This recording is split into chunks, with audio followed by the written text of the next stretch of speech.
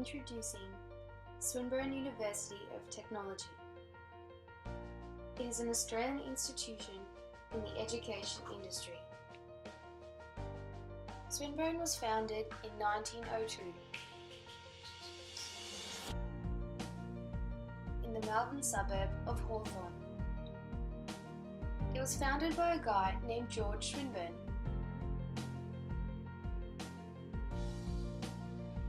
Swinburne has over 23,500 students. But there's an issue to address: the training and development of students.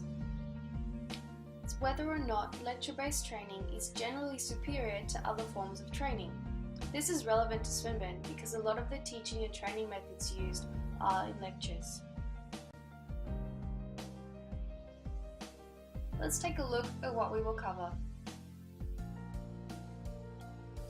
Firstly, we will look at the various types of training methods. Then we will explore if lecture-based is superior. Thirdly, we will look to see if other training methods could be superior. Lastly, to put this research to use, we will look at what Swinburne should do.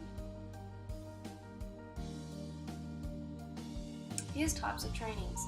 We have lecture-based, team-based training, simulation, problem-based learning, video-based learning, computer-based learning, and interactive-based learning. Moving on to part 2, is lecture-based superior? How do we know if it is superior?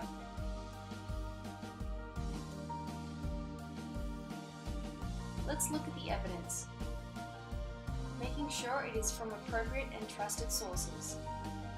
Kroger suggests that lecture-based learning is ideal for content learning and gaining knowledge. However, it lacks the ability to develop critical thinking and problem-solving skills. Leica and others also found lecture-based learning to be ideal teaching training when it comes to gaining factual knowledge.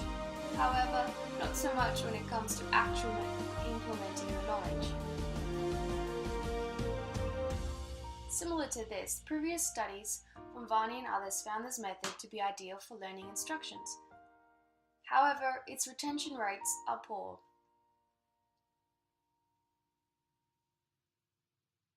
Moving on to part 3. Are other forms superior? If so, and when? This case study, completed only last year, compared computer-based learning with lecture-based learning for second-year students in electronic courses. Results showed a significant difference in the mean scores of students who had the computer-based learning. Burton and others did a comparative study between video-based learning and lecture-based learning for training ultrasound intravenous. Video-based learning proved more successful. Burton and Thompson compared interactive-based learning with lecture-based learning as methods for training programs, and they found interactive-based learning to improve motivation and lead to smoother job transitions. Chang and others completed a randomized control study comparing simulation and lecture-based education in teaching situation awareness. They found simulation to be superior because it improves perception ability.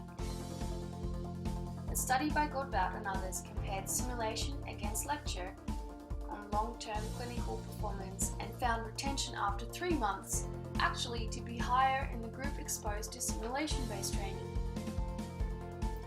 William and Zahed study looked at the effects of computer-based and lecture-based in retention. No significant difference in level of learning, however, retention was better for the computer-based learning group. Harrier did a study that compared not only lecture-based and problem-based, but also a hybrid of the two learning methods. Overall, the hybrid combination proved to be superior than the standalone method. Similar to this was a study done by Yam and others, comparing lectures with team-based against a hybrid of the two. Yet again, the hybrid is backed by another study. Putting all the findings together, it's clear that generally other training methods are more superior than lecture-based learning, with hybrid combinations proving to be more beneficial. This brings us to the final question. What should Swinburne do? Well, There really is no one size fits all. It depends on the particular subject and its learning objectives. For critical thinking and management, swimmers should use training methods that support content learning, critical thinking, and problem solving skills. Based on the evidence mentioned before,